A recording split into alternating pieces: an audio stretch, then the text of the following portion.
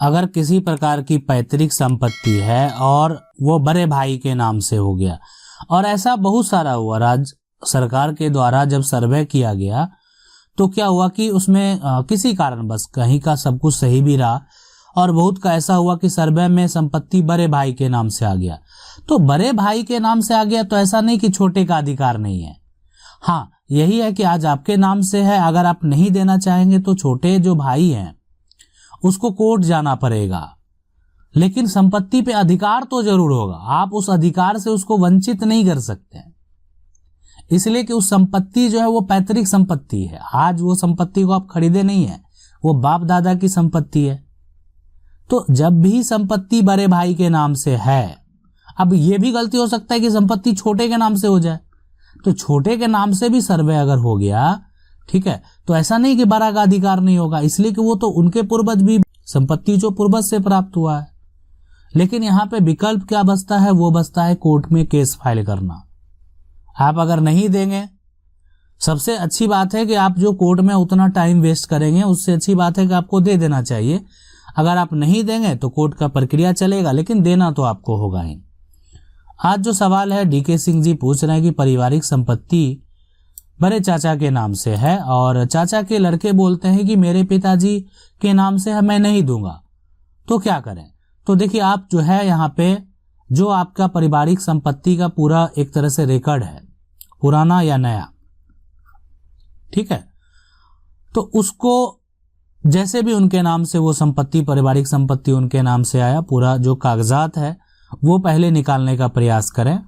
और कागजात के साथ जो है आप यहाँ पे टाइटल सूट कर दें। टाइटल सूट एक मतलब ये है दावा करना कि आप उस संपत्ति के आप भी हकदार हैं। किसी कारण बस जो है वो संपत्ति किसी दूसरे व्यक्ति के नाम से चला गया, लेकिन उसमें आपका भी शेयर है, आपका भी हिस्सा है। और ये टाइटल सूट आप सिविल न्यायालय में करेंगे, सिविल कोर्ट में केस फाइल करेंगे। इसके लिए आपको एक वकील की जरूरत पड़ेगी, सारा कागजात जो है उसका जरूरत पड़ सकता है, लेकिन इसकी 100% गारंटी है कि वो जो संपत्ति है वो आपके नाम से भी होगा। सवाल है कि गैर मुमकिन रास्ते पर 1985 में जो है यहाँ पे जलदाय विभाग द्वारा 4 दीवारी व पानी टंकी का निर्माण करा लिया गया था, जिस कारण मेरे खेत के आने जाने का रास्ता अवरुद्ध हो गया। श्रीमान, आपको बता दें कि जो है जलदाय विभाग के पास ना ही पंचायत का लिखा हुआ कोई पट्टा है, ना ही दान पत्र और ना ही सरकार द्वारा लिखित में कोई आदेश। खेत के लिए आने जाने का रास्ता कैसे प्राप्त करें, मार्गदर्शन करें। देखिए, इससे संबंधित जो है अगर ये गैर तरीके से किया गया है, ठीक है, उस विभाग के द्वारा, तो एक बार एसडीएम को इसकी शिकायत करें। सबसे पहले आपको करना चाहिए, अगर आप नहीं किए हैं तो। अगर किए हैं, इससे थक गए हैं, तो फिर तो न्यायालय एक विकल्प है ही। लेकिन अगर नहीं किए हैं तो एक बार इसकी सूचना करें कि आपके साथ ऐसा समस्या हो रहा है और इस समस्या का समाधान किया जाए। अगर वहां से समाधान नहीं निकलता है तो फिर आपको इसके लिए कोर्ट जाने की जरूरत है। आप जो है उसके खिलाफ जो है यानी कोर्ट में केस फाइल करेंगे कि आपके साथ ऐसा ऐसा समस्या है, आप उसका निदान चाहते हैं। सवाल है कि सर, मैंने एक मकान खरीदा था बैंक लोन से। रजिस्ट्री के समय पुराने मकान मालिक ने कहा था कि हम 2 महीने का समय चाहिए, मकान हमारा बन रहा है, लेकिन लगभग 3 महीने होने वाले हैं। पुराना मकान मालिक घर, मुझे क्या करना चाहिए? ठीक है, अब देखिए, उसमें सबसे पहले जो है आपने रजिस्ट्री तो करा लिया, सबसे पहले है ना, रजिस्ट्री करा लिया है अगर, तो आपका रजिस्ट्री है और रजिस्ट्री का दाखिल खारिज भी अगर आपने करा लिया, दाखिल खारिज भी जो है ना आपने करा लिया, तो आप जो है राजस्व के अधिकारी को, जो अंचल स्तर के हैं, थाना प्रभारी को, और साथ में अनुमंडल स्तर के जो एसडीओ हैं, एसडीएम हैं, है ना, तो उनको और ये शिकायत कर दें वहाँ पे कि आपका जो है रजिस्ट्री हो चुका है और सब कुछ हो चुका है, और फिर भी मकान के जो मालिक हैं उस पे वो बरकरार हैं, ताकि उन पे दबाव बने, है ना, और वो घर जो है जल्दी वो खाली कर दें। और बिल्कुल ये जो है आपका अगर करंट रजिस्ट्री है तो इस पे जरूर एक्शन लिया जाएगा और आपका घर जो है वो खाली करा दिया जाएगा। सवाल है कि सर 50 साल से हमारा कब्जा है आदिवासी की जमीन पर और उसी पर 20 साल से ढाबा बना हुआ, पर जो है कुटीर भी उसी पर बनी है। अब तीनों लोगों के नाम से जमीन है जिसमें 2 औरत है और एक आदमी, जो आदमी है उसका कहना है कि मेरी जो है बालिग अवस्था में जो है बेच दी गई, जब हमारा कोई हक नहीं। पटवारी का पंचनामा भी बता रहा है 50 साल से ज़्यादा समय हमारा कब्जा है। पंचायत भी बता रही है। अगर ऐसी स्थिति में ढाबा और कुटीर तोड़ने का आदेश हो तो क्या करें?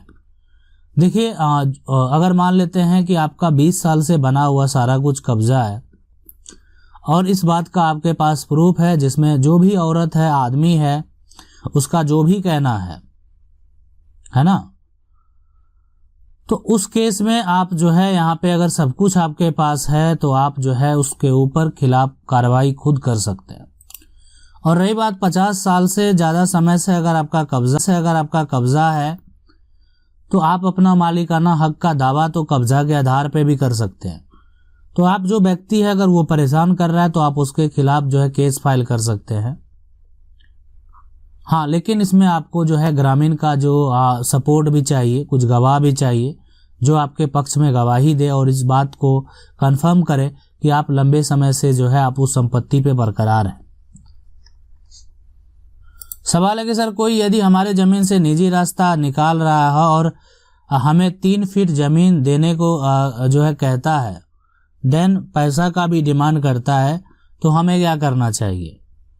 देखिए, अगर आपका जमीन से जो निजी रास्ता जो है वो अगर निकल रहा है, अब वो 3 फीट जमीन जो है वो देने को निजी अगर निकल रहा है ना, तो आप यहाँ पे देखिए रास्ता में क्या होता है कि रास्ता दोनों पक्ष को छोड़ना होता है। अगर आप 3 हैं तो दूसरे पक्ष को भी उतना देना होगा, ठीक है। तो इसलिए यहाँ पे रास्ता का अगर विवाद है तो इससे संबंधित जो समस्या है वो एसडीएम को आप इससे संबंधित समस्या के लिए आवेदन तो कर सकते हैं, लेकिन ज़्यादातर हो कि अगर आपका आपस में ही सॉल्यूशन हो, कि इसलिए कि जब भी किसी का घर होता है, अगर आप शहर में हैं तो वहाँ तो नगर निगम के द्वारा आप कितना रास्ता छोड़े हुए हैं सब कुछ मेंशन किया जाता है। ग्रामीण क्षेत्र में अभी ऐसा जो है एक तरह से नियम तो है लेकिन लोग फॉलो नहीं करते हैं और उसके चलते जो है अपना जो वो निजी ज़मीन को वो छोड़ना नहीं चाहते हैं, इसके चलते रास्ता का विवाद होता है। लेकिन अगर जब भी यहाँ पे बात किसी भी तरह का होगा तो दोनों पक्ष को जो है अपने जमीन, निजी जमीन में से अपना रास्ता जो है वो छोड़ना ही होगा। सवाल है कि हमारे मकान पर अवैध कब्जा कर लिया है, किराएदार का मामला नहीं, रिश्तेदार घुस गया है, कोर्ट गया कि इतने में दिन रहा हूं, मालिक घोषित करो। कोर्ट ने मानकर अंतरिम निर्णय दिया। हम खाली करने के लिए जो है काउंटर क्लेम कैसे लगाते हैं, उसमें कोर्ट शुल्क लगेगा, जो है ना एसडीएम कोर्ट जा सकते हैं, बिल्कुल जो है ना। देखिए, आप सिविल में जाएं कि एसडीएम कोर्ट, अगर आप चाहें तो जो है ना इसके लिए जो है सिविल में चले जाएं तो ज़्यादा सही रहेगा, है ना। तो सिविल कोर्ट ही जाएं और एक वकील से बात कर लें। और रही बात, आप शॉर्ट टर्म में एसडीएम के पास भी आपका मामला जो है निपट सकता है। अगर ऐसा समस्या है तो एक बार एसडीएम के पास भी पहले आवेदन करके देखें, ये हो सकता है कि दबाव में आपका, लेकिन जो एक तरह से कब्जा खाली करने का आदेश होगा, साथ में प्रशासन का सपोर्ट होगा, जो अगर नहीं भी जा रहा है तो जबरन तरीके से उसको खाली कराया जाएगा, तो उस केस में जो है आपको न्यायालय जाना ज़्यादा सही रहेगा। सवाल है कि सर मेरा ज़मीन जो है रहते हुए 24 से 25 साल हो गए और ज़मीन को जो है यहाँ पे ऑनर की डेथ हो गई है, यहाँ पे रसीद के अलावा कोई डॉक्यूमेंट नहीं है, रजिस्ट्री कैसे कराएं और कैसे लगाएं? देखिए, यहाँ पे जो आपका ज़मीन है 25 साल अगर हो गया है रहते हुए, कोई ऑनर नहीं, ऑनर का डेथ हो गया, अब कोई उसमें नहीं है, अगर रसीद आपका जो है के अलावा कोई डॉक्यूमेंट नहीं है तो देखिए रसीद के आधार पे भी है, लेकिन रजिस्ट्री रसीद अगर आपका कट रहा है ना अब, तो फिर कोई दिक्कत नहीं है ना। अब लेकिन रजिस्ट्री आप उसका कैसे कराएंगे? अब उसका अगर कोई मालिक ही नहीं है तो आप ही उस पर कब्जा बरकरार है तो आप ही की संपत्ति हुई, आप मालिकाना हक का दावा कर सकते हैं इसलिए, या जो संपत्ति का मालिक है उसकी कोई बहन है या कोई चचेरे भाई हैं जो उसके जिनका हक हो सकता है कानूनी तरीके से, तो उससे भी आप चाहे तो रजिस्ट्री करवा सकते हैं। अगर वीडियो अच्छा लगा वीडियो को लाइक जरूर कर दें, चैनल को पहली बार देख रहे हैं सब्सक्राइब करके जो बेल आइकन है उसको जरूर दबा लें।